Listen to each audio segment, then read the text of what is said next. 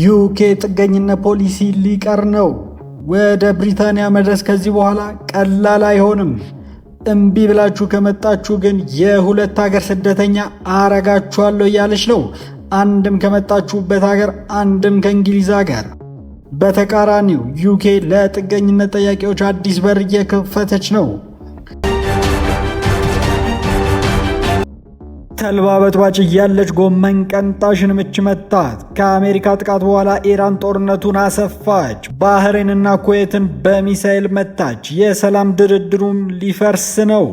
አንድ ጥይት ሌላ ጥይት ይጠራል። ይህ ጦርነት ወዴት እየሄደ ነው? አሜሪካ ኢራንን ከመታች በኋላ ኢራን ደግሞ ባህሬንና ኩዌትን በድሮንና በሚሳኤል መታለች። ከዚያም ጥቃታችሁን ካላቆማችሁ የሰላም ድርድሩ ሙሉ በሙሉ ይቆማል ብላ አስጠነቀቀች።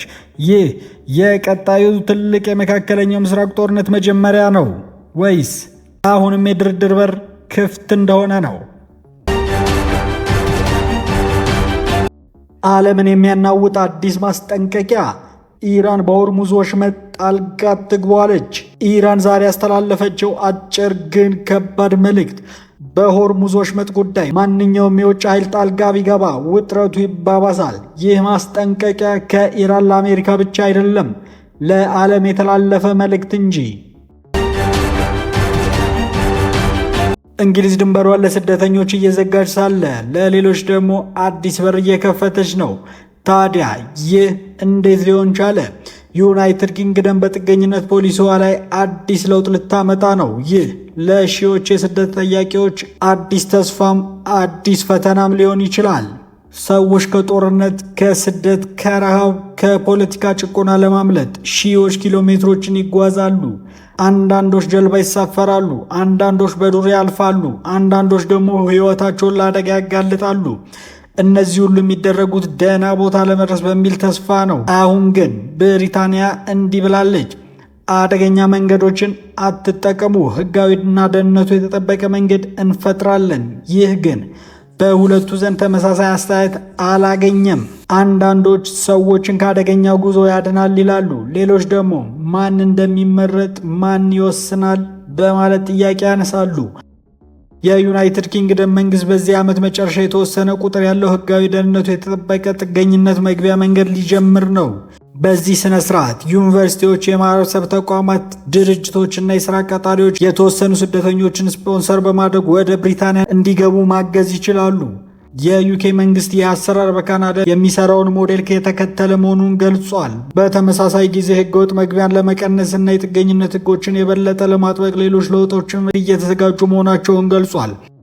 የስደት ፖሊሲዎች ይቀየራሉ፣ ህጎችም ይሻሻላሉ። ነገር ግን ከእያንዳንዱ ውሳኔ ጀርባ ያለው የሰው ህይወትና የደህንነት ፍለጋ ሁልጊዜ ይቀጥላል።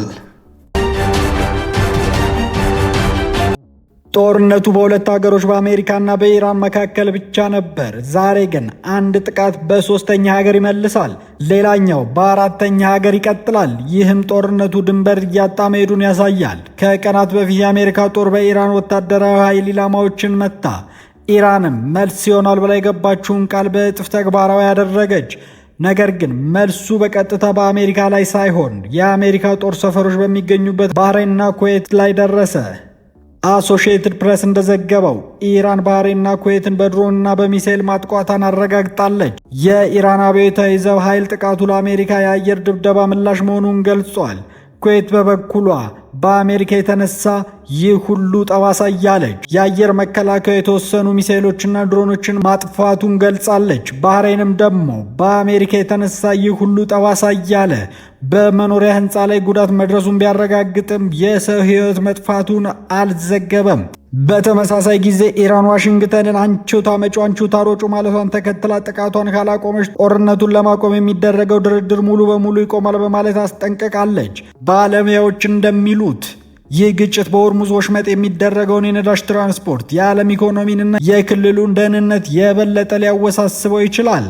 ይህ ግጭትም በአንዱ ዳፍ አንዱ ተደፋ ሆኖ ከኢራን ከአሜሪካ አልፎ አጎራባች ሀገራትን እየነካ ነው። ዛሬ የሚሰማው የጦርነት ድምፅ ነገ በዲፕሎማሲ በኢኮኖሚና በመላው ዓለም ሰላም ላይ ትልቅ ተጽዕኖ ያሳድራል።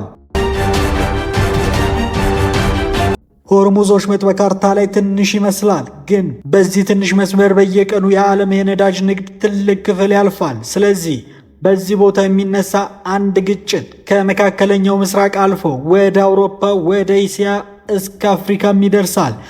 አሁን ግን ኢራን አዲስ መልእክት ሰጥታለች። በዚህ አካባቢ የውጭ ኃይሎች ጣልቃ ከገቡ ቀውሱ የበለጠ ይባባሳል ብላለች። ይህ ንግግር የወታደራዊ ምላሽ ባይሆንም የፖለቲካ ማስጠንቀቂያ ነው። ኢራን በሆርሙዝ ወሽመጥ አስተዳደር ላይ የውጭ ኃይሎች ጣልቃ መግባት ውጥረቱን እንደሚያባብስ ታስጠንቅቃለች። ይህ መግለጫ በቀጠናው እየጨመረ ካለ የወታደራዊ እንቅስቃሴ መካከል መምጣቱ ትልቅ ትኩረት ስቧል። የሆርሙዝ ወሽመጥ መዘጋት ወይም መታወክ የነዳጅ ዋጋን፣ የመርከብ ትራንስፖርትንና የዓለም ነዳጅን በቀጥታ ሊጎዳ እንደሚችል ባለሙያዎች ያስጠነቅቃሉ። በመሆኑም ዓለም አቀፍ ማህበረሰቡ ሁኔታውን ወደ ከፋ ግጭት እንዳይሄድ በቅርበት እየተከታተለው ነው። ጭስ በጨሰበት እሳት አይጠፋም ነውና ዛሬ የሚሰሙት ማስጠንቀቂያዎች ነገ በዓለም ገበያ ላይ የሚታዩ ለውጦች ሊሆኑ ይችላሉ። ዛሬ በሆርሙዝ ወሽመጥ የሚነሳው ውጥረት ነገ በነዳጅ ዋጋ፣ በንግድና በዓለም ኢኮኖሚ ላይ ተጽዕኖ ሊያሳድር ይችላል።